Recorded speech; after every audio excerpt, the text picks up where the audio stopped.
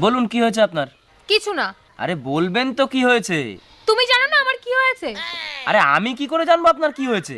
আমাকেও জিজ্ঞাসা করো না আমার কি হয়েছে। আরে ম্যাডাম আমি ডাক্তার, আপনার স্বামী না। চিল্লাও, তুমিও চিল্লাও, আমিই তো খারাপ। আচ্ছা আচ্ছা ঠিক আছে, সরি, মন খারাপ করবেন না। আমার সাথে কথা বলবে না তুমি। আরে ম্যাডাম এত টাইম নেই আমার কাছে, এখনো পেশেন্ট বসে আছে, তাদেরকেও দেখতে হবে আমার। হ্যাঁ, আমার জন্য কেন টাইম হবে তোমার? আরে ম্যাডাম আপনি আপনার প্রবলেম না বললে আমি চিকিৎসাটা করব কি করে? হ্যাঁ, আমারই তো প্রবলেম সব। আরে প্রবলেমটা তাহলে কি? হ্যাঁ, আমিই প্রবলেম। হ্যাঁ সেটা তো আমি দেখতেই পাচ্ছি। এই কি বললে? কিছু না। না না, আমিই তো প্রবলেম। যখন আমি মরে যাব না তখন তুমি আমার দাম বুঝতে পারবে।